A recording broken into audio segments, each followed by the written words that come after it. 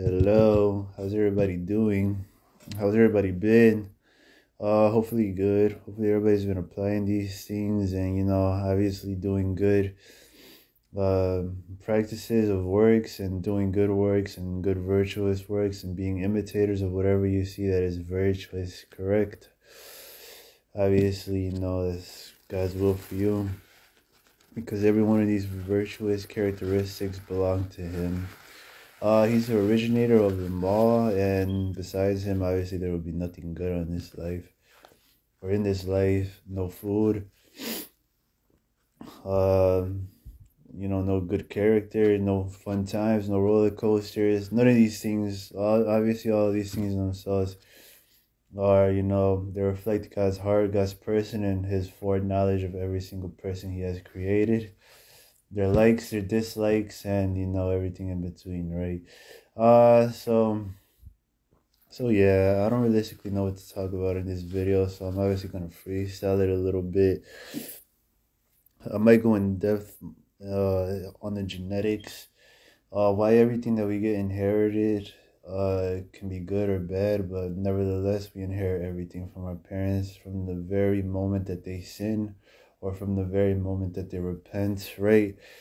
Now I'm gonna bring up some scriptures just to actually be able to to back up what I'm saying instead of people just being like, well, you know what, I mean, it sounds plausible, but we have these physicists and geneticists, whatever they're called, and these types of individuals will tell us, obviously, this is just basically what I'm going off of. I'm just going off the Bible alone, and obviously that is going to hint, well, as well as they hint in the scriptures themselves of what actually ended up happening with certain people, certain events, the power of repentance, the power of prayer. Well, yeah, but obviously these things in themselves are just like faith builders, and just obviously the consequences of sins as well, which is something that many individuals don't really recognize that they're there. You can't keep throwing the struggling word around when you commit the same sin 5 times in the same day, right? That honestly is not even struggling. You're on, you're walking a thin, you're skating on thin ice, right? And now you realistically are playing these types of games with God. He doesn't like it. These messages get out for the specific purpose and intent that you actually reflect on your actions. You are able to recognize that you are forming some potentially fatal and destructive habits.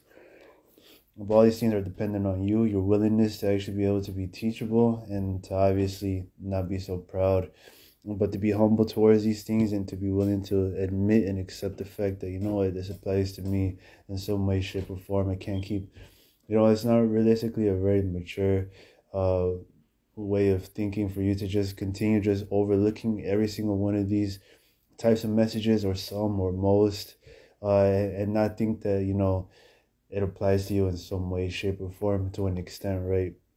Obviously they do. Every single message applies to you to an extent, and if you are truly committed to really changing and really becoming Christ-like, then you need to adopt that same exact way of thinking as well. The lust of the eyes, it's not just exclusive to just, to women. These things themselves are exclusive to, to food, to buying things that are unnecessary that you don't realistically have to buy, to what else? To buying a car that you obviously don't realistically need. You just need a car that'll get you from A to B. Obviously everybody wants to get in this little mood of flexing and trying to impress everyone else, but realistically, obviously, these are all things and that allure to the flesh, right? You're captivated by these things. You want these things in your life.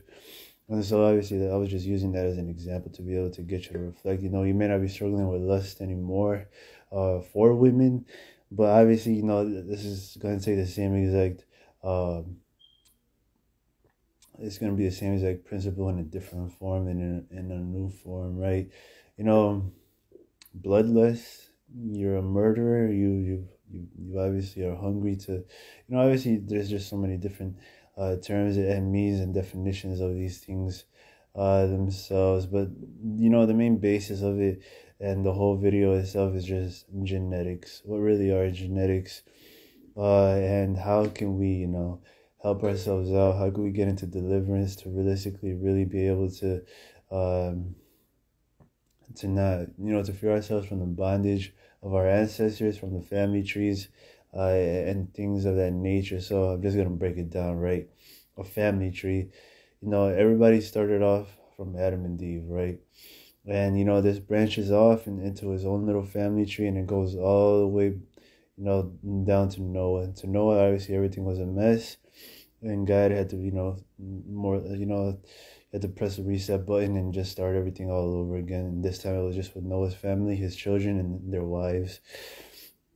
So, off that principle alone, hopefully you're able to understand that everybody that is currently walking this earth is from the seed of Noah. So that's your neighbor, your white neighbor, your Caucasian, well, that's the same thing, right? Your Indian neighbor, your Asian neighbor, your black neighbor. All of these individuals, all of them belong to the same, or from the same, person, from Noah's children, and from Noah's children to Noah, from Noah all the way back to Adam and Eve. Under that principle alone, everybody's related, right? Excuse me, I had to cough. Everybody's related, so there is like brother, cousin, whatever, sister, mother, and other things like that, and aunt, and so everyone's related. But the genetics wise, right? So down, I'm just gonna go back like 10 generations, and I'm gonna break down also what these generational curses actually do and what they actually mean. A generational curse. What is a generational curse? I'm gonna throw this one out. The curse of the bastard. This is when you actually have children out of wedlock. The curse, a specific curse for these people, is that they are not, through whatever form, through whatever means, they will never be allowed to actually be a part of the body of Christ, or part of the congregation of the Lord, which obviously in the new form in our days is the body of Christ, because we have the new dispensation of Jesus Christ, right? The atonement. This is one of the main reasons why these individuals will never be saved, because they have a curse of the bastard, and because of that legality, there is devils that are present inside of their genetics, or inside of their vessels. I'll say genetics, right? Because these are ancestral sins and generational curses that is preventing them from actually being able to be saved, freed, and being included into the body of Christ. This includes Christians. That's why so many Christians obviously are, they think they're saved, but they're not realistically producing these fruits and works. They're struggling with sins. And, obviously, this same exact principle takes so many different forms, but the main root cause of all their problems and all their mishaps and why they're not actually able to live up to the standards that Christ wants them to live, whether it's Catholic, Muslim, or whatever the case, is because of that curse itself. And once it's finally broken, then finally they'll be able to get the relief, the understanding. They'll be able to process this information a lot better. They'll be able to get and receive a grace for them to actually be able to, understand what was actually done for them, the error of their ways, and, obviously how serious these things actually were. Off that principle alone, and the law of Moses, what God himself had told us not to do, or what was going to happen, the consequences for our actions. You're suffering for them. You were suffering for them all of your life. You're going through so many suffrages, and even though you retain this type of knowledge of the gospel and how true it actually is, you're not actually allowed to be a part of the body of Christ because of it, because there was some sort of legality that the devils obviously had inside of your life because of that curse. And whatever it was trying to convince you through their logic or whatever form that what you actually believe was true. And until you actually remove that curse and remove that demon from your vessel, from your genetics, you'll finally be able to process this type of information a lot more clear and a lot more rational. You'll be in your right mind. You'll be able to recognize, that the law of wisdom is the law. You have to obey all the proverbs. You'll be able to recognize, that you have to obey the law of Moses as well. I'm betting more or less that's probably one of the main reasons why these individuals are not actually able to accept that they have to obey the law of Moses, as well as they're overall cursed, because nobody in their family tree for a pretty long time has obeyed the law of Moses. And just off of that alone, obviously, 10 generations. How long ago was that? That was about 400 years. If every single generation is 40 years, and you times that by 10, right? Whatever. That's 400 years ago, and that's 1600s, right? When the King James Bible was actually written. Where do you think your ancestors were? I'm pretty sure they weren't Puritans, and I'm pretty sure they weren't, the cream of the crop. These individuals were now role models. What was going on in the medieval times? Bubonic plagues, and just very dark times, right? It was a dark age for humanity during that time, and obviously even these individuals were going and suffering through God's wrath in the form of plagues, and automatically, they obviously term these things as plagues because it obviously points to the Creator. There's only one person who ever plagued people, and that's God, right? In the whole scriptures, and without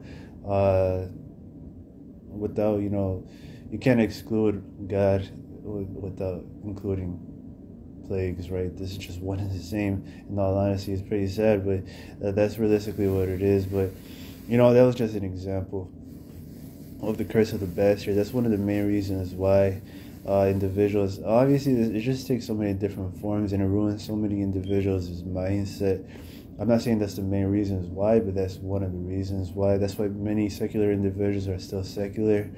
I have a child out of wedlock, so obviously that pretty much just rings true, right? For me, literally was probably a bastard or something, or I have the curse of the bastard on me because there are, my mother's side, obviously they're Mexican and they lived in jungles, and the conquistadors came, and next thing you know, obviously, or whatever, I realistically don't even know the history of Mexico and other things like that, but I'm pretty sure that there's, 400 years ago down the line, odds are I mean, this is a lot of families, in all honesty. As soon as these families actually merge together, you take the sins from that family and the curses along with it, and the sins from your family as well, and you inherit everything until it finally gets to you, So on God's end, this is way too much grace, It's almost a little too much grace, and it's almost like God is a little too good for certain people, because He just gives them. It's like His hand slips when He actually tries to give people grace, and it's like, oops, well, I gave Him a little too much. But obviously He does that intentionally, and on God's end, obviously it's just way too much. He's way too good for the amount of grace that we obviously have received. If two families join together, mix the good and the bad, especially the bad. These curses, the curse of the bastard, obviously, you pretty much, it's obvious. For everybody to know, for everybody to notice, the odds are one family member or, from one of the family trees has the curse of the bastard in, and like that, it gets to you, and next thing you know, that's only 4 generations, and that's just insane, That was still 100 years ago, and that still comes to you, and there's still 6 more generations after you that actually is able to get hit. But then looking at this culture that we actually live in right now, even my child was born out of wedlock, it's just the devil's easiest means to be able to ensure that the individuals never become a part of the body of Christ because of this curse. This is obviously a law. It's like almost physics. It's like a law of physics, in all honesty, that once, or the laws of nature itself, where cells multiply from 1 to 2 to 4, automatically, once you actually have inherited that curse in itself, automatically you're just excluded until somebody actually has grace and mercy over your life to be able to destroy that yoke, that curse, and actually get delivered from that curse. So obviously these things are a lot more serious, and people, than grace, and you come off of this, you go to church and your pastor's just saying key words, and realistically it doesn't it doesn't put it's not really the whole gospel, in all honesty. While grace, yeah, it's true, mercy, and these are just a part of God's actual person and His attributes, but realistically, is that the message that you really want to hear when considering the consequences I just mentioned in this video, right, just now, with the curse of the bastard, and just how strict God actually is. He's gonna continue being as strict as His word says with people and with us. He's not going to give us special circumstances or a special this is my favorite little person, and because he's my favorite person, I'm gonna give him a little more grace. Obviously he could do that because that's mercy, right? That's compassion, and he chooses to show compassion to whoever he wants to. But still, none of that is guaranteed. God is a person. He has the option to choose, or to help you out, or to just completely ignore your pleas. I mean, imagine this is the same exact principle as your parents calling you, and they're calling you to actually help them to move. Are you entitled? Are you automatically bound to say yes every time they ask you for help? No, obviously not. Is there some sort of law that you could be breaking by telling them no? No, obviously, this is the same thing with God. He could choose to be merciful. You're not entitled to it at any point whatsoever, but definitely humbleness and penitence and, contriteness and meekness, these things in themselves are aids and assets to be able to get more grace, more mercy, and more peace inside of your life. But for the most part, it's not going to happen, right?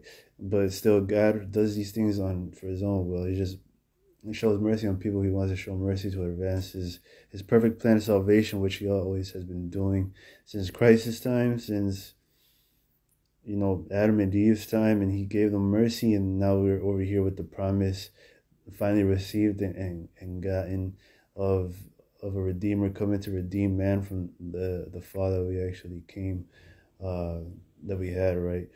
And so yeah, but that's just that aspect. Obviously, in the beginning, why do we need that to begin with? Because Eve disobeyed one commandment of God, and that's it. And because of that, as soon as she committed the act, the judgment was instantaneous, and now every single person, through Eve, through your mother, has to suffer the consequences for that one action. So now everybody has to die. Everybody's forced to die from that alone. And that obviously just shows God's person. It exalts his person, his judgment, and his holiness, especially that, that's just the penalty for everything on the face of this earth because of the consequences of one act of disobedience. And how many acts of disobedience do you do on a regular basis? How many times do you prostrate yourselves with certain people? These are sins, obviously. And these things just continue adding up and piling up. And then you're wondering why I have so many problems and suffrages. You're not even viewing these sins in themselves or God with the amount of reverence from his holiness, right? Obviously, God is extremely holy. For you to just continue just being so negligent and so careless with your actions, and then to just throw the struggling word around. These realistically, these are just crutches, right?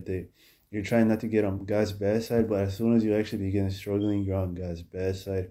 I don't want to sugarcoat it for you. I know many individuals want to believe that God is that good, right? He wants to help you out and he wants the very best for you, but you can only use that crutch for so long. And I would even, say, I'll go as far as to say, like the same day that you come up with that thought, just let it go and just be like, really, give God what he actually wants, and to just stop being so careless with your actions, and so careless with not thinking ahead. Realistically, you already know what kind of troubles you always fall into, right? You know the types of temptations you fall into, even if you just are trying to form that into a habit, right? I forget, that these things are a habit that have already formed a long time ago, where I'm actually able to process and recognize that everybody is just being tempted, right?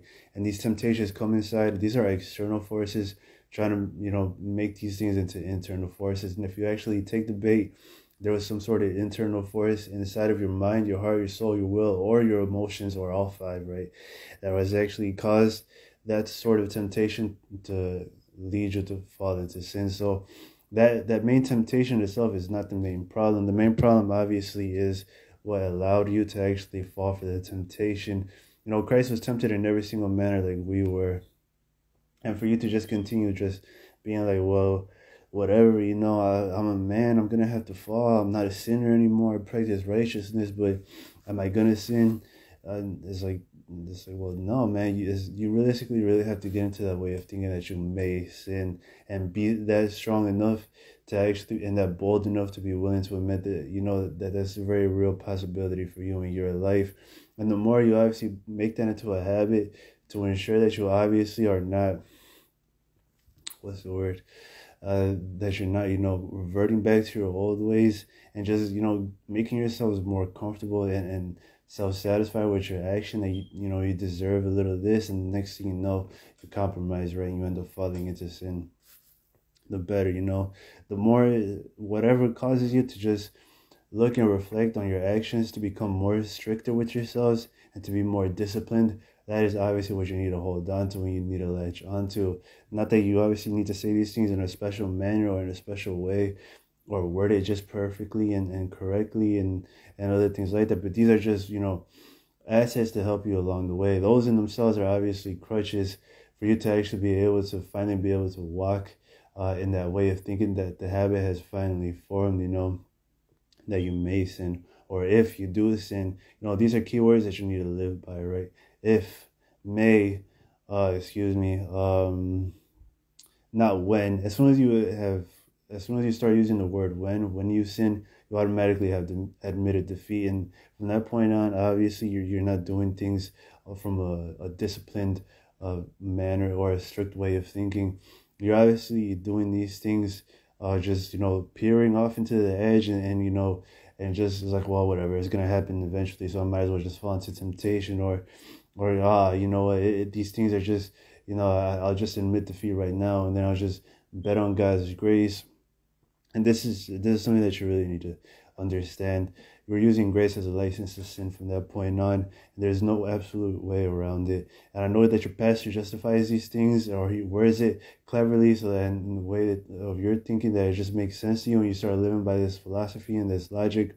I'm telling you to cut it out right now. You're headed for the lake of fire if you continue in that way of thinking. You must and you need to live in a disciplined and strict manner. Everything in the scriptures automatically points to that and imply that way of thinking when you actually become a Christian. Romans, I mean, that in itself is just so good, right? But there's just so many immature Christians that aren't realistically able to receive these types of messages. It's overwhelming, right? And they're afraid of the consequences, in all honesty. They know that if they actually hold themselves to this type of diligence and strictness, that I don't want to fall into these sins, and I think I should just relax and take it easy. Christ is going to be working through me, through my imperfections. There's just so many types of flaws inside of my life, and realistically, what are your main flaws that you are suffering with right now? Because that's what you need to tell me right away, right? What are the flaws? What are these flaws that you're talking about? And it's like, you tell me, well, I lust sometimes. As I will cut it out. Obviously, right now you're thinking about these things, right? You have every means to be able to prepare ahead of time to ensure that you don't fall into these temptations and you don't fall into lust.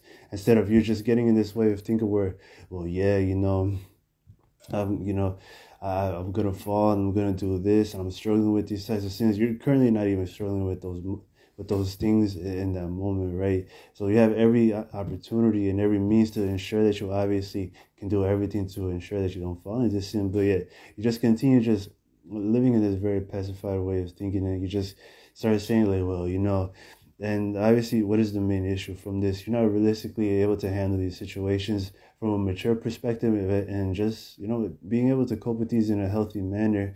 And that's your main issue. You look at these situations, you have acknowledged the fact that you actually do have a lot of flaws and a lot of mishaps, but you do absolutely nothing about it.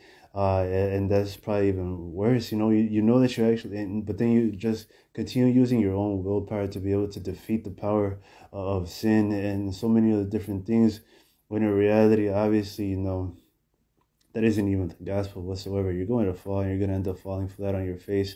I don't know how many instances where I actually ended up, trying to depend on everything on myself and on my own without actually acknowledging the fact that all these things in themselves are graces. And I actually had to look towards Christ and, ask help from Christ and do these things just because this is the manner that this is the order that he obviously has given man. That because you need a redeemer and you need a savior, that's the gospel, that's the whole premise. From all of your sins, you obviously need to rely on God's grace and on Christ's grace to be able to deliver you from these things themselves, so you don't actually, just because you aren't actually dying from a sin that you're struggling with, does not mean that obviously you aren't, that death isn't going to come, or something along those lines, right? You always, or it isn't hell, rather. That's what I was trying to say. That just because you're struggling with this sin and you're not going to hell immediately for it, does not mean that that it's just you're not viewing these things in the same exact manner, which is your main issue and your main problem. It is just that you've admitted that Christ has saved you from hell, but you need more than just hell itself that you need saving from. You need Christ to save you from your own actions and from your own logic and reasoning, which is in short what the devils are using against you. They're coming inside of your life for that specific purpose. They know what you actually believe. They know what resonates with you, the type of logic that just makes sense to you, and how irrational you actually are, especially concerning God's holiness. These little beings, these little nasty things, they obviously know how holy God actually is. It scares them and frightens them. And this is why, in short, what is said in James 2:19, that the demons know there is one God and they tremble. They don't tremble for no reason. They obviously know what they're doing is wrong and they shouldn't be doing it whatsoever. And, I'll get more into that, right? I don't know how many times where devils came inside of my life and then God showed up and automatically they fled. And it's not even on the basis of, being able to tempt individuals or, that they might sin or they may fall into sin. It's the fact that they shouldn't be doing it at all. What is the main purpose of another individual coming inside of your life? It's just to tempt you. It's 100% wrong. It's 100% evil.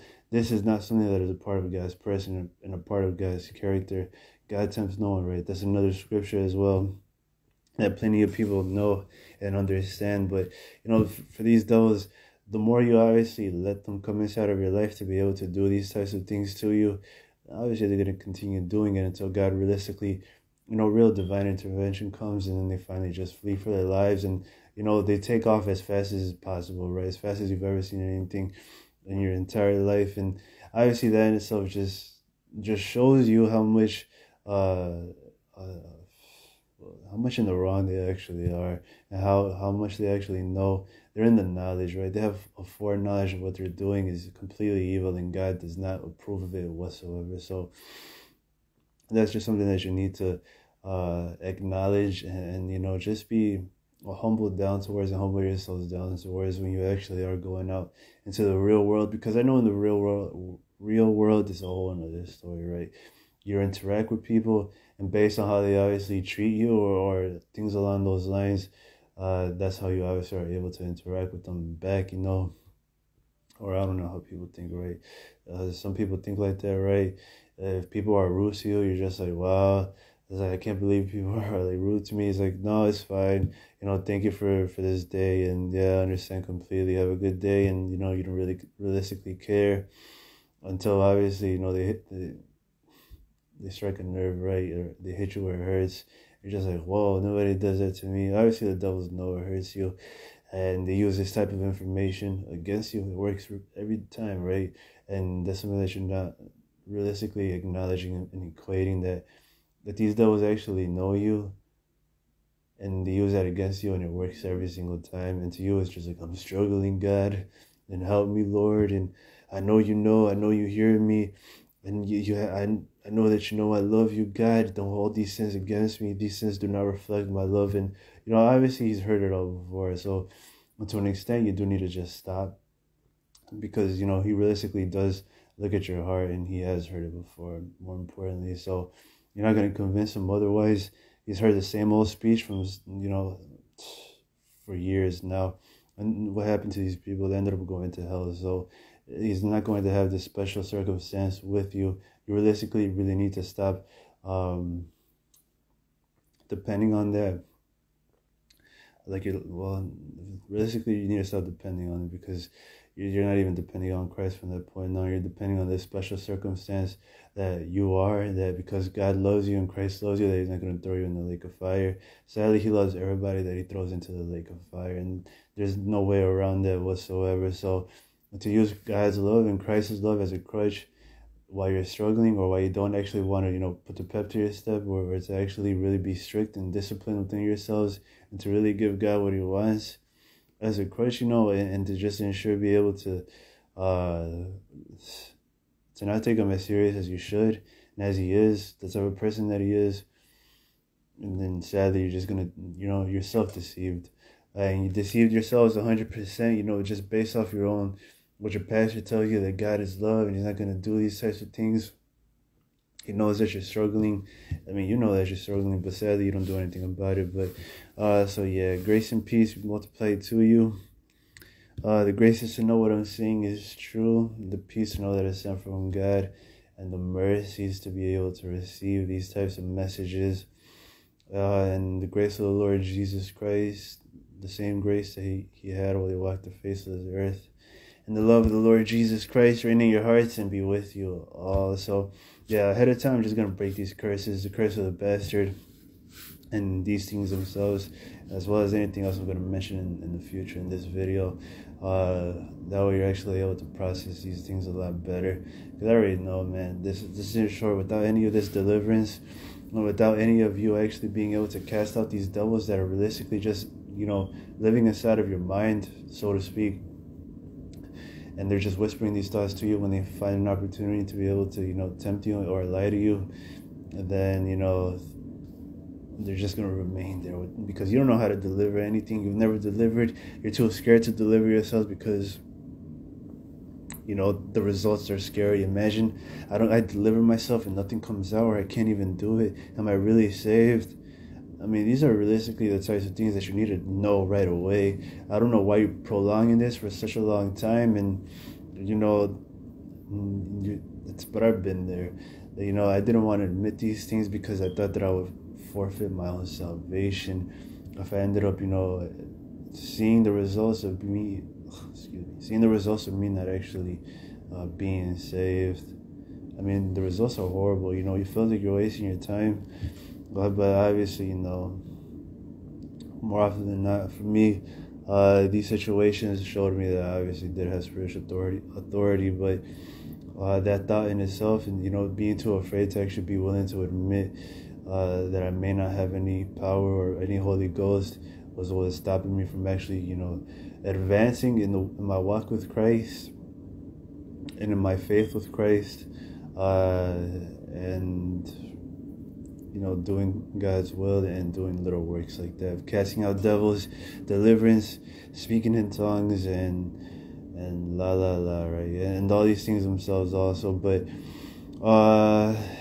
yeah, I mean, these things are pretty easy in themselves for you to actually be able to understand, and especially to know for certain that if you actually put these things to practice, you will see some sort of results.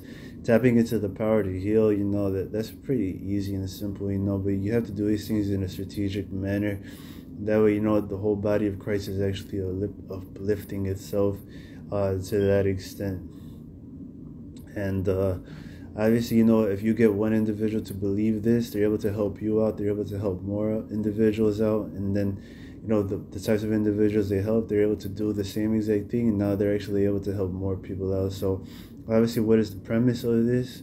Making disciples out of all nations. So, this isn't sure what God actually wants you to do. He obviously wants you to heal people, to be able to get them to understand that this is real and they need to heal people as well. And then the people that they heal, they start healing other individuals also. And this cycle just continues on and on and on until obviously Christ's great mission and great commission is finally achieved and fulfilled by, making disciples out of all nations. And, without any borders or language barriers to actually be able to stop, what's the word? To stop us from realistically being able to interact and, to get these messages across, right? So God is smart. This wisdom in itself is nothing to him. It's just like, well, if I can't use you, I'll just use somebody else, right? And that's also something that you need to understand as well, that if he's not depending on you, right? He doesn't depend on anyone at any point whatsoever because he is God. If you don't actually step up to the plate, and actually choose to do these types of works, or to actually really commit yourselves to God's word and to really, do these works and commit to God's work and to Christ's works as well, it will just go to the next person. You'll get rebuked in the process. You end up suffering for these types of sins, and you end up struggling and throwing the grace word. And next thing you know, you're actually suffering with with a case of lust, and you don't even know why. And obviously God is like trying to destroy you, but if you actually are able to acknowledge these intents on why he actually sends these things inside of your life, it's because it's for your overall benefit. It isn't for anything else. It's for you to just to think about him and nothing else, and to just reflect on what kind of destructive habits and patterns you are, committing on a regular basis. And obviously a regular is too regular for Christ. He does not want you at all doing anything destructive, and especially not making these things as a habit. All these things in themselves, there's not excuse me, there's not according to God's perfect person at all. So that's something that you need to understand as well, that this destructiveness and this reckless behavior is not a part of God's perfect person, and a part of God's perfect image. Excuse me.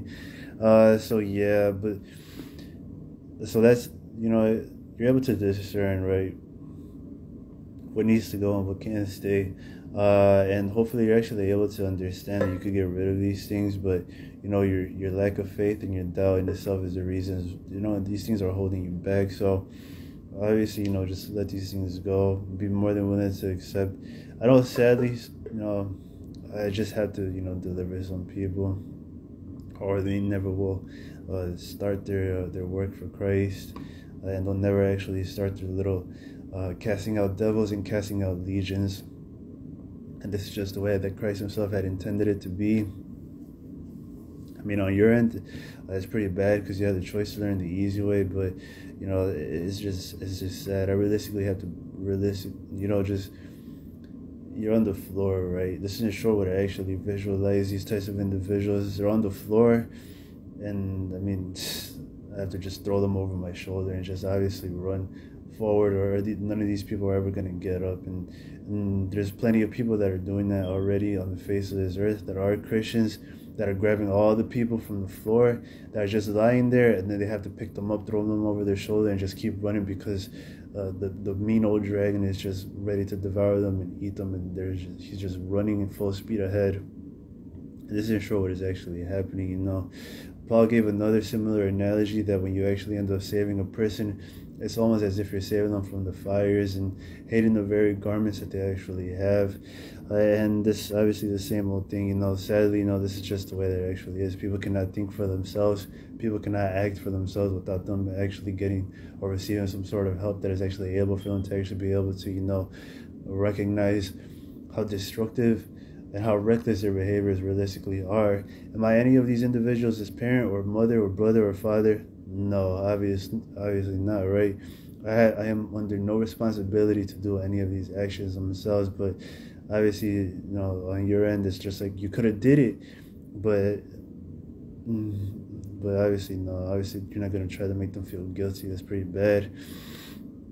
But, on their end, it's just for them to be able to reflect, how destructive their habits actually were, so they never repeat the same mistakes again. I'm not your dad. I'm not responsible for any of your actions, and here I am, just basically doing the work for you, which is very extremely frowned upon in God's eyes, which is something that you also need to recognize and know for certain how horrible that actually is to Christ, to have another individual do your work because you aren't actually able to catch on, and to actually be able to understand these things.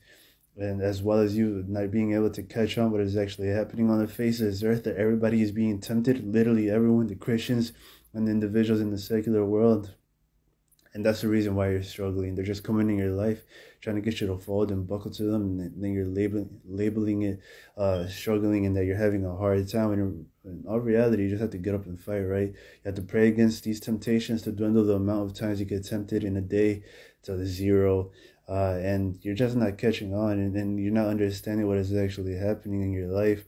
The devils are coming inside of your life just to tempt you, and all these temptations in themselves are just that. They're just temptations. But because, like I mentioned, right, you're not catching on what is actually happening, you're not able to realistically process the information at that type of level. You think that everything you hear is actually you, and you think that you're actually thinking these thoughts, when in reality you're hearing all of the thoughts from these devils themselves. So obviously I need you to catch up, right, for you to realistically be able to understand the real issues and the real truth of this life and what is actually happening in this earth. That way you're not falling into these temptations. You're not affecting your children, because as soon as you obviously sin, just like how it mentioned in Genesis, as soon as Eve took a bite of the apple, what ended up happening? Everything on the face of this earth inherited death. So every one of these sins under that, basis itself means that you pass these things inside to your generations and to your children as well. So these iniquities of yours are obviously passed down to your children. So genetics, right? That was the main reason and the whole premise of why I was making this video. But so all these things in themselves automatically, everything that you ever have committed in your life is a part of your genetics, right? You're gonna end up passing these types of genes to your children. Your children are obviously going to end up, suffering for the consequences of your sins, and that realistically is not fair, is it? I don't know how many times, these types of things in themselves, where I actually tell people to get, stricter with themselves and to be more disciplined, to think ahead. And all these were means to be able to avert, these types of ailments, suffrages, and, being handicapped, and even, learning disabilities. All these things still ended up getting passed on to children, and children with Down syndrome, and children with cancer, and so many other different things. All of it based on the premise of you not actually being able to understand that you just need to think ahead.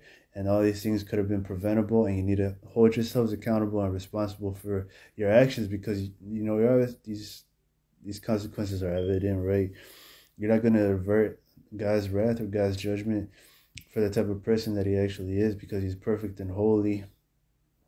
But still, you want to continue playing games, you want to continue cursing, you want to continue doing whatever secular types of activities that everybody else does, and you're not actually getting it either. You're not really getting, you don't understand what's going on or happening. The devil's come inside of your life to try to convince you to swear that it is you, because you've been swearing all of your life, when you have every means and every capability to be able to just say no, right? And to say, I'm not going to do that anymore. But these devils still come inside of your life to curse. These devils still come inside of your life to use profanity and so many other different things, when you have the ability to just, put your hand out and draw the line, right? And just say, no, enough is enough. And I don't want to. And obviously these are the types of characteristics that still end up being passed down to your children as well. The virtues, the repentance, your acts of repentance. And when you realistically really do change your hearts to ensure that you don't repeat the same old mistakes. And, obviously it's just dumb, right? What is their overall goal and intent of you falling into the sin of using profanity, anger? What can anger lead to, murder and beating people up? You accidentally kill someone because they said the wrong thing, and you ended up getting mad. And, obviously there's just so many different consequences that come from sin. From you to actually be able to understand, that these devils are a lot more crafty and a lot more cunning than you actually think, and that it's just going to be a domino effect for you inside of your life. You're not even going to be able to know what is actually happening, what their main purpose and their main goal and ambition actually is, off of that one act of, cursing and using profanity. And, I mentioned that in the past video, as well as how individuals end up suffering for their acts of pettiness through the form of their cars. I don't know many individuals actually have cars, so because of that in itself, they're able to retain that type of information a lot more rapidly than an individual who doesn't have a car, because it's like, well, I realistically have to reflect on my actions. I can't be lashing out. I have to hold my tongue. I have to recognize I'm being tempted to get angry or to feel angry, and to actually accept it as myself on a regular basis. I always get, these devils to actually to tempt me. I don't suffer with lust. I don't realistically care about any of that kind of stuff. But obviously the tempters and the temptations obviously come for me to fall into lust. In the same exact manner as how, the devil whispered in Christ's ear to command this stone to turn into bread, or to throw yourself from this cliff. Obviously you have every means and every ability to say no. And this is the same exact thing. And these things just get a lot more easier your spiritual walk with Christ get 10 times more easier when you actually recognize what is happening. That devils are coming inside of your life, and they're just coming inside of your life to try to tempt you to fall into sin. But just like how Paul said and how he actually addressed the situation itself, that everyone is being tempted. So you haven't been tempted, in a new manner or something that hasn't already tempted another individual in the past, that they were actually able to cope with those situations in a healthy manner and appropriately, right? Instead of just falling for these sins and falling into these sins. So obviously you're not without any excuse from that point on. You come to a knowledge and an understanding of, that we've all been tempted in the same exact manners. And, I just had to be able to, reflect and to really meditate and think about how other individuals have processed that information to ensure they didn't fall into sin. And I have to be imitators and copiers of those same exact strategies and the same exact counsels and wisdom itself. But most of you are just so lazy, so complacent, you don't even bother doing that because it's just too much work for you. It's like, I'll think about it later, right? That's more or less the mentality that everybody lives by, which I'm obviously telling you to really give consistent efforts and really be diligent in your applications for these things themselves, or it's just not going to happen in all honesty. Christ is recognizing your behavior. He already knows what you actually are doing. And obviously, there's been so many times where he actually came inside of my life and he just told me to back up and just go back to what you just said.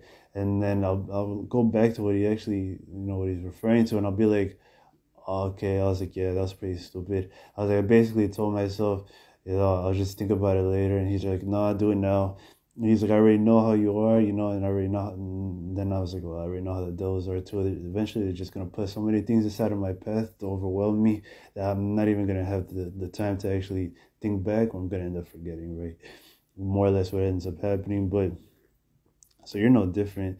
And maybe Christ does tell you, but, I'm betting that he does tell you, but you're not realistically that spiritually discerned. There was a period in my life as well where, he used to talk to me all the time, and I would just completely blow past it because I didn't recognize who was actually telling me, who was actually talking to me. I was just that stupid in all honesty that, the consequences of, actually not obeying or actually yielding to that voice and to that and submitting myself to that.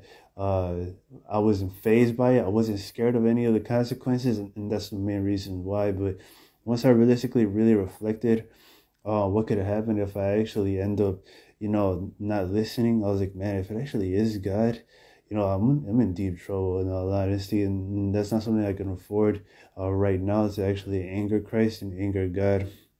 Walking here on the face of this earth, I already know how God is. He gets mad, he gets super infuriated, and almost impossible to deter. And in some certain instances and cases, it is impossible to actually be able to deter God's fury and God's wrath. But those are just things to keep in mind, for you to actually be able to watch for that voice, to be able to listen to those thoughts when he tells you no, don't think ahead, or he tells you, oh no, back up.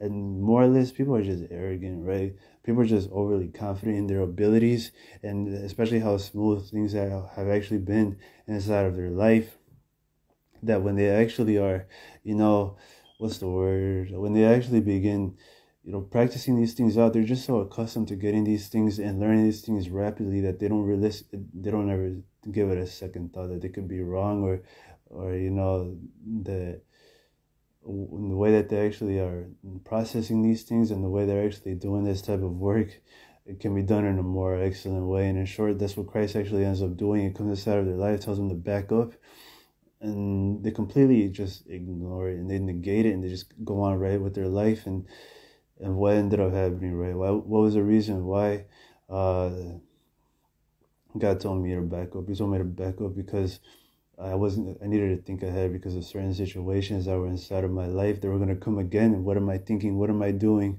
I'm just going to continue being naive and acting like I got it like that and everything's going to be fine. I don't have to worry about it. Obviously not, right? This is not something that is equivalent or something that you should be equating as a Christian mindset, that, that you're going to be able to pass every single one of these tests with flying colors.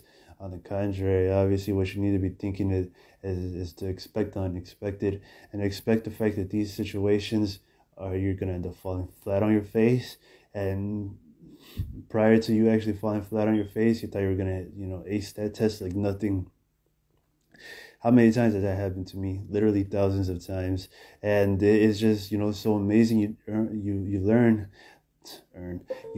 through trial and error, and then finally you're actually able to, after so many mishaps and so many falls on your faces, it hurts, right? You're like, dang, okay, so I'm not gonna do that again, right? And you basically come to that knowledge and understanding that you can't rely on your own means and your own capabilities of being able to, and your own willpower to ensure be able to keep you out of sin and to keep you out of harm's way. You must and you need to obviously be in prayer, be praying about these things, thinking ahead, asking Christ for help, reading the scriptures, reading wisdom especially. That's one of the easiest means to be able to deliver you uh, from this foolish way of thinking, is when you realistically really read wisdom. Ecclesiasticus, if you're unaware of that actually being Holy Spirit inspired, it is. The Wisdom of Solomon, it's the Apocrypha in the King James Version Bible, and obviously I need to apply these things to what I should and what I need to, and there's going to be the easiest means to be able to deliver you from that way of thinking, because it just opens your mind to so many destructive habits and behaviors that you obviously were living, and you weren't coping with these situations how you obviously should have, or how God has already planned for you to do it. And there's still a more excellent way to know this wisdom. And Ecclesiastes, the Proverbs themselves, and you could only benefit from these things from actually reading it. But I already know that people, as soon as it's not King James Version, or if it's not in that Bible, they won't bother actually being able to listen to it. But wisdom should never ever be rejected or denied. That's the main pursuit, and that's one of the proverbs in Ecclesiasticus, that if somebody obviously to never reject wisdom. Oh, I think that's in Proverbs 1 that says that if you actually end up rejecting wisdom, I will laugh at you when your fear comes. I will mock when destruction and desolation comes. And just because you didn't choose to listen to wisdom, and because you didn't choose to hearken, and to realistically really read Ecclesiasticus and really read the Wisdom of Solomon, these things are pretty sad in themselves. It really takes that much for people to be able to understand and process that sort of information. They just continue living this type of lifestyle that, I got it like that, and then what ends up happening, they fall on their face, and they're forced to this point where they obviously have to call out to God, and if they had to tell him, I'm struggling with sins, I'm not being able to look for my enemies at all times, or how frequently I used to be able to do it, and it seems to have now become this, this unstoppable snowball that has been rolling down this mountain for such a long time, and I can't stop it. It's chasing me down, and I need your help. And what is Christ doing? His goodness, he does everything in his power to be able to help you out. But then you end up rejecting these types of messages. You end up rejecting deliverance. You end up rejecting so many other different things in favor of doing things the same exact manner as how you've always done them. And so obviously, what is the main issue in that way of thinking? This is your overall logic, right? Your way of thinking, how you're able to process this information, and your own foolishness and stupidity. I've mentioned it myself as well, that, I used to repeat those same old mistakes as well. And if it wasn't for God's grace and mercy inside of my life, I probably would have never gotten out of it. So,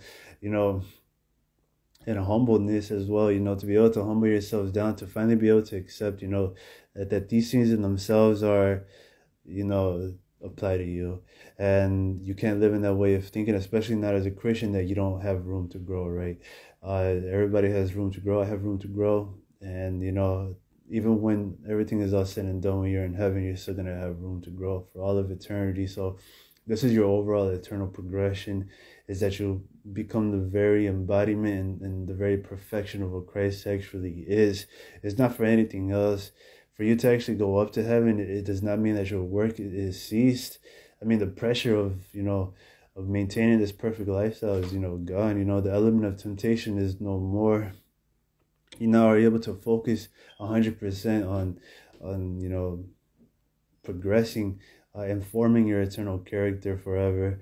as there's nothing holding you back, and you have every means to actually be able to understand the depth and the meanings of why people said the things that they said in the scriptures, instead of you just being constantly bombarded by all these cares and troubles that are just distracting you from your real work that the Lord himself obviously wants you to do, which is that work is a distraction in itself. You work this 9 to 5 job, tired, next thing you know, you don't have time to pray, right? I've been there. I know I mentioned that more often than not, how I used to work. And then this was landscaping jobs, right? This is jobs where obviously required hard labor, and and still coming home just tired, showering, getting that nasty dirt and grime off of me, and then having the time to pray 3 hours a day. You realistically have to be committed to Christ. You have to be committed to that way of thinking, into that lifestyle, or you're just not gonna, you don't cut it, right? You don't have what it takes to actually be a real Christian, or to live up to the expectations that Christ himself wants you to live up to. I mean, it's not that it's difficult, but you realistically have to really have this sort of mind, right? That you want to persevere, and you still want to do everything that Christ himself wants you to do, even when you actually are living this type of lifestyle. You're tired, and just making so many excuses and so many justifications to be able to to not get you to pray, and thankfully there was a lot of Christians on the Explore page that were actually able to tell me certain things, that the devil wants everything in his will to ensure that you don't actually pray, and because of that, those in themselves were actually motivating, as well as being able to, for me to actually recognize that there's a real war happening, right? And I can't afford to just miss one day or skip one day of me not actually praying, because of the consequences that are going to come from it. And sadly, this is just many of individuals is they're just so relaxed and so nonchalant about these types of situations when there's an all-out war happening right now, even as I'm speaking this message. Now in the future, obviously some of these battles are going to be won while I was praying these types of, or speaking these types of things. But there's always more battles, and there's always a stronger enemy that you obviously need to continue moving towards and fighting. And that's the overall state of mind that you need to be living in. Yeah, sorry, I'm kind of stuttering a lot, but that's the overall state of mind that you need to be living in. There's always going to be a stronger warrior, a stronger opponent in your life, and you need to be able to have that level of mentality to ensure that that you're going to beat this, and that you're going to win, or you're not going to, in all honesty. I know it sucks, but that's realistically the type of mentality that you need to live, that you're actually going to win, not because of you, but you obviously need to read what King David told Goliath, that this fight is the Lord's. You come to the devil in the name of Jesus Christ, right? And that's it, right? So yeah, those are the same exact mentalities and mindsets that you need to be adopting for yourselves, when it implies, or it includes rather, a spiritual warfare. Obviously not towards witches. The overall mentality, I've already said this plenty of times, is for you to still wish the very best for them, no matter what they actually are doing, or no matter what they have done. Whether it's them actually organizing the pedophilia agenda, or to be able to entice more individuals in your area to make them more pedophiles, or to actually be able to stir these pedophiles up to lust and to actually rape their neighbor's kid, and or to have their father molest their daughter's kid, and so many other different things. They're the ones that are actually organizing it, because they're sending out the tempters to actually be able to tempt these individuals. They already have all their files. They already have everything, right? They have every legal grounds that they know that they're actually able to do. So to them, it's nothing. They don't pray to God to actually be able to shut their eyes and to shut their books, so nobody's actually able to read them, and they don't even know what is actually going on or what is happening. And sadly, the Christians are the same exact way. They know what is actually happening, but they don't bother praying about it, or they're naive about it. That was also one of my main issues, as well, as how naive I actually was about what was happening. I didn't want to believe. I was jealous, more or less, that these individuals were actually going into the spirit realms, and I just didn't want to believe that these little bastards could actually go in the spirit realm and I can't, or these little bastards can go in the dream realm and I can't do that yet. And I was just so jealous and so envious of the fact that they actually were able to do that whenever they wanted. And here I am barely getting into it, and I'm not actually able to do any. I'm barely getting into spiritual warfare. I'm too afraid to fight. And it's just like, man, this is so unfair. I absolutely hate this so much, and I can't believe God would actually let them. There was obviously, I did ask that, but I wasn't asking it because they were evil and I wanted them to be stopped. I was asking them because I genuinely hated the fact that they're actually able to do more than I was able to do as a Christian. And, that obviously takes a lot of maturity for many people for them to actually be able to admit their flaws to more people and to more individuals. That way it's for the greater good, in all honesty, for the overall edification, as well as to, it's humbling, right? You're not as proud to actually be able to admit that there's some sort of flaws in your life that you actually ended up falling into. But, obviously the overall message and the overall point of those types of messages is, we all have our shortcomings, right, where we actually end up falling, and not living up to the types of expectations that we wanted to live up to, or that we set up ourselves, which is another issue as well. And the main problem for that, and the main reason for that itself, is demonic activity and lack of deliverance.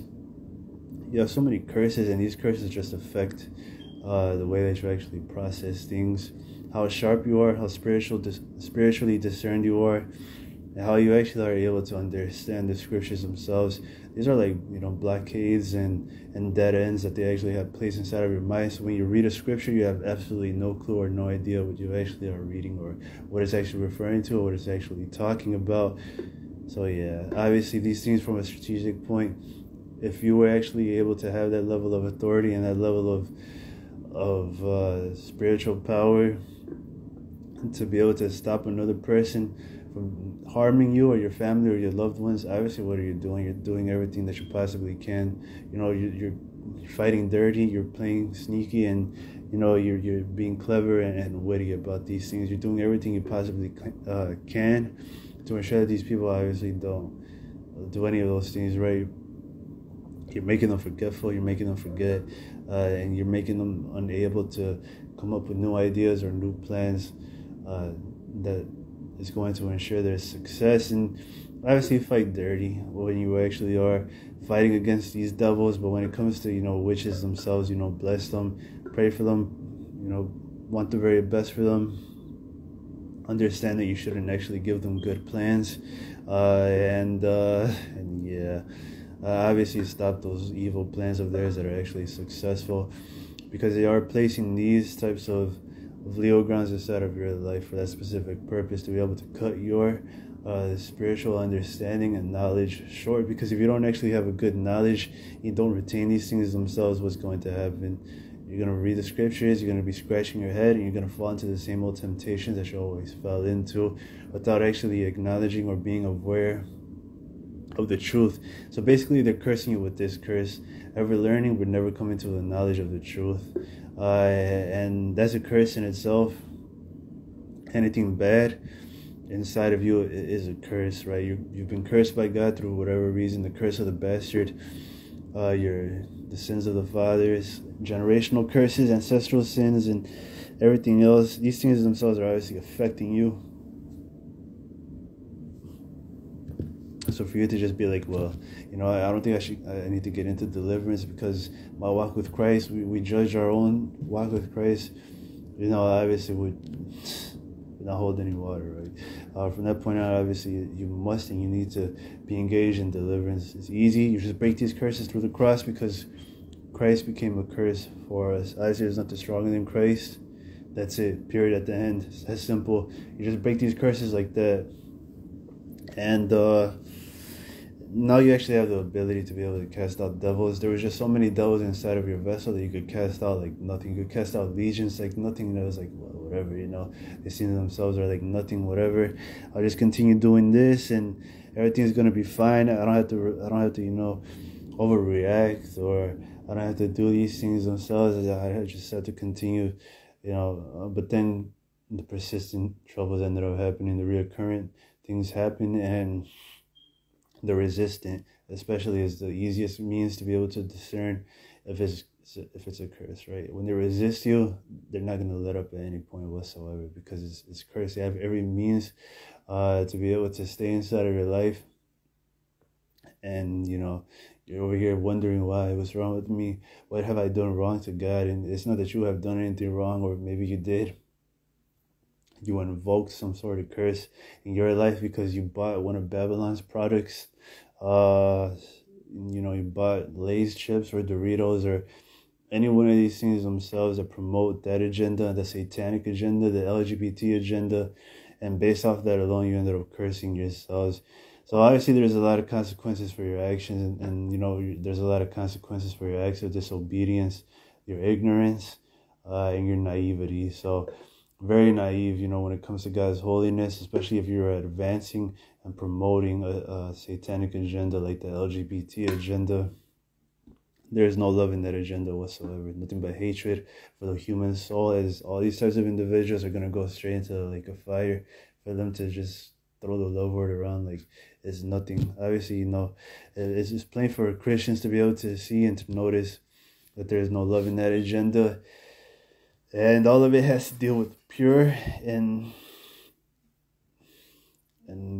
full-on hatred for the LGBT community, and that's just something that they don't actually understand, and they're not able to process. These types of individuals that push that agenda are just lying straight to their face. They already know that this is true.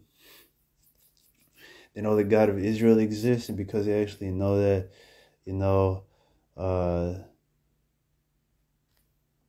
they're trying to destroy as many souls as possible, which you cannot afford to be naive towards, right? So you're going to have to fight for them. There's already been many LGBT individuals or ex-LGBT, right, that actually ended up getting saved, and, it's good for them, but it's pretty hard, to actually be able to convince the LGBT as a whole, community as a whole, to actually be able to, get them to understand and know for certain that they've been deceived all of their lives. The very people that claim to love them were the ones that were actually destroying and encouraging, their deaths and their destruction in the lake of fire. And it's just horrible. These are backstabbers, traitors, and people are just so naive, and they don't realistically care. They're like this and that, and I've already tried talking to these people, because I used to go through the same types of temptation that these people went through, and they did everything that they possibly could to actually get me to submit to that authority. But I already know what's up. I already know what was happening. Devils were coming inside of my life, and I know that God existed. I was just asking God to just stop those types of it wasn't even tempting whatsoever, to just stop the devils from coming inside of my life. And I don't know how, but I actually ended up praying. After praying for so long, praying like almost every single day, and finally stopped. God finally answered it, and never returned, and never came back, which is good. Now, obviously, it comes back, but not as severely as it used to. But just like how I knew when it was happening during that time, excuse me, it's nothing. It's just a temptation. They tell me with women to lust after women, and obviously that's more easier for me to actually be able to shrug off, because I was never gay. I never had a gay experience or anything like that. But they came inside of my life through some sort of legality or some sort of legal grounds, and I was being tormented and harassed, and I was more or less asking for deliverance based on that knowledge. I know I was being harassed. I know I was being tormented through these little things, and I did not like it. And maybe it's the same for pedophiles, right? They get tormented and harassed before they actually end up becoming pedophiles, and then they think that they actually like it. And because they don't actually retain God in their minds, they're reprobate. They think that what they actually are experiencing is somewhat according to their actual character and nature. And what ends up happening, these individuals just end up molesting and raping. They go on a raping rampage, and they start molesting children from the ages of 13 until they're actually 16 years old. And these things actually end up happening, and sadly there's nothing you can do about it except pray, deliver them, outsmart the devil's strategies, and do these deliverances in a strategic manner. That way you actually are able to hit more targets than you initially were going into. But yeah, so the LGBT agenda, yes, I know it's hard, it sucks. I love these people just as much as the people that escaped it, and it's just so difficult to actually be able to get them to understand what they actually are thinking. They've been lied to all of their lives, and it just sucks. All you realistically can do is just pray for them and really pray for them, and then hope for the best. These parents, their parents, I know for certain that they love their children with all their hearts, and that's why they obviously got more accepting of their actual behavior. But it was more or less not so their children would actually alienate them, or they would feel alienated, where they'll feel exiled, or whatever the case may be. But this is just the case, and I know what it's like to be a parent, right? I am a parent, and it's like you do everything that you possibly can to ensure that you actually maintain this relationship with your child because you genuinely love them. So obviously, from their point of view and from their end, right, it's not that they're actually saying, that they wanted you to go to hell or they wanted you to burn in the lake of fire because they used to bring that scripture up, but it was the fact, they obviously, what is the issue, right? These are not perfect people, right? They're your parents. You can't expect them to, be able to give you the perfect message or at all times. They don't know what you're thinking or experiencing whatsoever. So obviously on your end, your logic is pretty flawed, that you just expect them to just be able to talk to you and reason to you in a manner that is actually, appropriate, or you feel it's appropriate without disrespecting you. But obviously, they don't know what to do, right?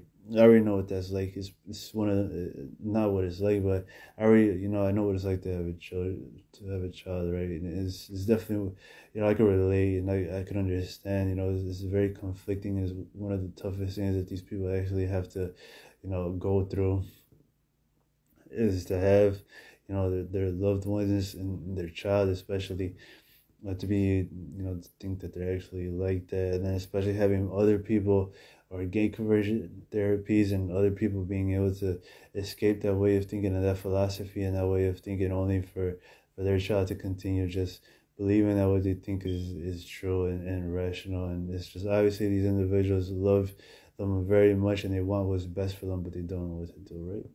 They just need deliverance. It's the same as like principle how Christians want to be delivered, to be able to love their enemies, to be able to bless those that curse them, or to just actually have some patience and not be so frustrated with individuals that make them, frustrated. Uh, Same thing, right? Some of these gay people, or quote unquote, right? Some of these people obviously want to get out of that because they already know what's actually happening, but they don't know how to get out of it. Not all of them are like that, right? Not all of them are like, yeah, I accept it, I embrace it, I'm out of the closet, or whatever they actually say. But some people actually have acknowledged and retained the fact that God actually exists, but they're doing every, they're. It's not to say that I actually believed I was gay. I knew I wasn't bi. I knew I wasn't gay. I just knew that devils were coming inside of my life to torment me for my lust towards women. I understood that was a punishment from God because I lusted after women so much. And obviously, I don't have to give that testimony. I just know that I lusted after women. I used to watch porn all the time from like 15, 16, 17, 18, 19 years old.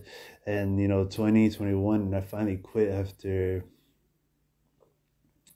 2016. I was finally able to be delivered from that way of thinking. Excuse me. And yeah, I was finally able to be delivered from it. But in 2015, that's when I was still, watching porn and doing things like that. And I already had understood that, this is the reasons why that I was being tormented from it. And then God still ended up delivering me. But yeah, I mean, you just break these curses up, these ancestral sins. You end up healing their mind. You end up tapping into the power to actually heal their mind. They actually end up feeling, presences leaving their mouths, out of their mouths and their bodies. And obviously the shame is gonna come, right? But that's nothing. That's just the devil trying to make you and discourage you from really going full speed ahead and really embracing the deliverance side of you actually getting better and getting more sane. Just shrug it off. Uh, the embarrassment. Everybody loves you. Nobody realistically cares. The Christian community as a whole definitely loves them, but because it's not tolerance and because it's not acceptance, they don't view it as love. Well, the LGBT community doesn't view it as love, but obviously people in the Christian community genuinely want what's, the very best for them and what was best for them. But these individuals are not actually able to process that information because of what they're already conditioned to accept, what is love. Automatically they just accept tolerance. Acceptance has to associate itself with love. It has to equate love, when that's not the case whatsoever. You already know what they're actually in it for. With the people who promote that tolerance and accepting agenda, they just want them to burn in the lake of fire. You genuinely want these people to know that the way that they're thinking is being encouraged by people who actually don't care about them, and from people who don't actually love them. And to them it's just like, well, excuse me, well, it's just whatever, this is my lifestyle, I was born gay or whatever. I mean, this could be true to an extent, right? They were cursed, they were born cursed with that, and it made them more susceptible. Even though when these temptations actually came inside of their life, they had every opportunity to reject it, but they didn't, or they rejected it sometimes, or the torments came, and obviously they tormented these little kids to ensure just fold and to accept and embrace that gay lifestyle. And that's sadly what actually ends up happening. These devils are realistically that evil. And I could go on and on about this, but I think it's just best to actually deliver the people who you are meant to deliver, and who you can deliver, and who you are, destined to, you were made to deliver, because that's what your work in short actually is. That's what you were created for. You were just created to deliver certain people, and then another person is created to deliver certain people as well. And everybody in the body of Christ is obviously meant to do their own works, right? They're meant to do their own deliverances, to help the people through healings, through speaking in tongues, through whatever form it obviously takes. But the overall premise is that these individuals get delivered, and they get the help that they obviously need from the people that obviously were created to do the work. Amen. So yeah, I'm gonna ask the Holy Ghost what else he wants to say. Just spot on. That sounds great. You're gonna have to engage in spiritual warfare. That's something that you can't afford to be naive about or nonchalant about. That's still the same, same old message. You need to ensure that you meet these deadlines by today, and you destroy everything you have to destroy: the headquarters, the strong towers, the strongholds, and everything else that you obviously were created to destroy, right? That is evil, that stands for everything that you don't stand for. These things of themselves are obviously what you need to destroy today, by tonight, before you go to sleep. And then even still, while you actually end up sleeping, you still continue to, think about those things that you are not actually in the fight for, right? You're not awake for. And yeah, obviously, that's also something that many individuals in the body of Christ just don't do. They just end up going to sleep and just forgetting the fact that the war is still going on while they go to sleep. They need to be praying ahead of time about sending the reinforcements where they should send them, where they need to send them, and where they will send them, as it is all a part of God's perfect, it's all part of the script, right? The script of God's perfect plan of salvation. And, everything just continues moving forward, even if you are sleeping. If Christ wants to, bring you to the spirit realms, or he wants to, reveal the Holy Ghost to you, that's on him. But still, are you struggling with sin? No, they're coming inside of your life to tempt you. So, you can let that way of thinking go and stop holding yourselves to that guilt, that it's all me, I'm struggling with sin, because they're just coming inside of your life. It's an external force trying to get you to actually take the bait. They're using an internal, force to actually be able to get you to take the bait and fall into sin. That's the main reason why you obviously always fall for these temptations, and why you are obviously struggling, right? It's your own way of thinking and your own logic. I'm betting this more or less the reasons why is because you just are not afraid of the consequences for struggling and for your actions, and you're way too naive concerning God's holiness. And because you're that naive to his holiness, you don't think that he would throw you into hell or into the lake of fire, because he loves you, and he cares for you, and because of all the grace that he has for you. That is a lie. You need to cut that mentality out, because it's just justifying your actions, and it's justifying your sins way too much. You're making way too many excuses for yourself, when that's the last thing you need to be doing when you actually are struggling with a sin, or you're not actually able to live this perfect lifestyle to the point where you're not obviously falling into the same old temptations and the same old sins as the next person or as another individual. And once you finally get over those sins, you help the next person, right, that was struggling with those sins that you now show off. So these things themselves automatically do, they perfect your eternal character, which is pretty good. You're actually able to, to be more compassionate, to have more sympathy for these people, and to be at peace with knowing the fact that you did everything that you could and you still didn't actually end up saving some people, and that's just something that you just need to realize, that in some cases, you're going to do everything you could and more, and none of that is going to work. So obviously, there is a lot of character and a lot of maturity on your end, but you still need to recognize what actually ended up happening. You did everything you could, and nothing, still human nature, or not even human nature, but still human will. They still wanted to choose whatever they wanted to do based off their own free will, and that's essentially it. I'm gonna ask Jesus Christ what else he wants to say. I was gonna say Holy Ghost. I'm gonna ask Jesus Christ what else he wants to say, to keep working to perfect your eternal character. Well, these are assets to be able to, to help you to perfect your eternal character. You still very much need to do the work, right? You still need to actually be able to be active and in action with these things. Well, now you're not suffering with the struggle of lust. You now obviously can be able to be more focused and centered on what you actually are reading in the scriptures, right? Or you could be more focused and centered on wisdom, and knowing that these things themselves are not actually holding you back, which is what they were actually doing, and the whole plan of the devil was going all according to plan. They had you all out of the fight based off that premise alone. You're so focused on your struggling, you're not realistically able to give it your all when you actually read wisdom, wise things, and Proverbs, or just the teachings of Christ, which is more relatable because everybody typically just gravitates toward it as a Christian. And then obviously Christ finally has some grace and mercy in a more excellent way, and he wants them to just want to and to crave to be more obedient to him, and to want that for their lives, for a more excellent way for everything, and for their wisdom that they actually have attained in this life. That was one of the main prayers I used to pray also, always to pray for a more excellent way. And because there is, right? There's a more excellent way to loving your enemies, and there's a more excellent way to the teachings of Jesus Christ himself, and to God's commandments themselves as well. And if you actually ask, you definitely will receive. But you have to be willing to, to practice these things out. And we actually do receive these more excellent ways.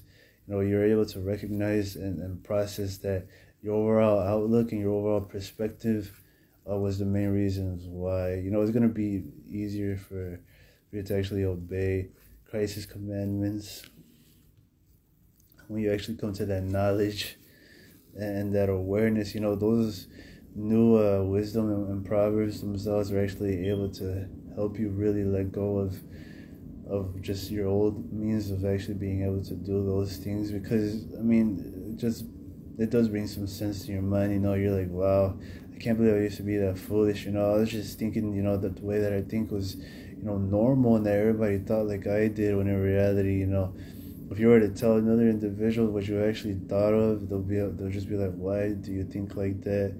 And it's like that in no way makes any sense whatsoever. And then afterwards, you repeat it to yourself, and you're like, what was I thinking? And sadly, some of these things just require you actually repeating them back to yourselves for you to actually be able to understand that it realistically is 100% illogical and irrational, and it doesn't make sense to hold on to any of these nasty and ugly devils. Amen. genetics, right? Inherited genes, inherited sins. These things are serious. Sins, as soon as these sins are serious. As soon as you commit them, you actually pass them on to your children, and your children are cursed. So obviously, if you have children, break those curses up, because it's causing some of them to be overthinkers, and they're not actually able to recognize, how much you actually truly love them because of these curses, which is pretty sad. That's what your actions are doing. Your children are actually able to process how much you really love them. And yeah, so much more. So obviously that's their main concern, right? What are the children's main concern? That their parents don't actually end up dying. They're so scared.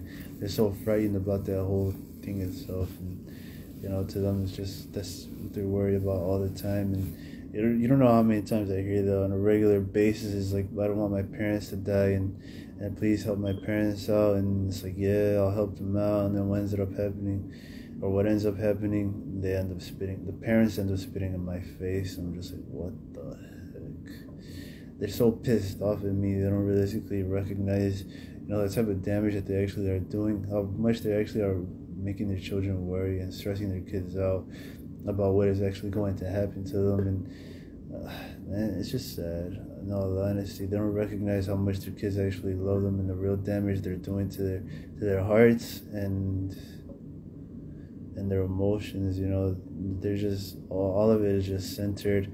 All they know is their parents, and all they know is what their parents have actually taught them, and all they're focused on is just retaliating and lashing out on me when I'm realistically trying, and praying for the very best for them, and nothing, man. It's like they seriously want you to beg them to actually not burn in the lake of fire, to not burn forever. And I was like, man, why isn't your kid enough motivation? Why do I have to tell you all these things themselves?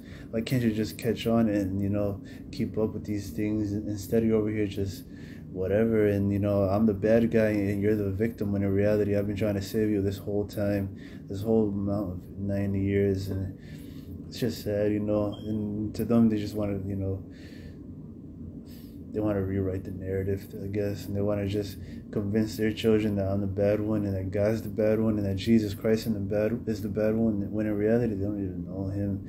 And that's probably one of the worst things about this, in all honesty, is the fact that these people don't actually know how good Christ actually is.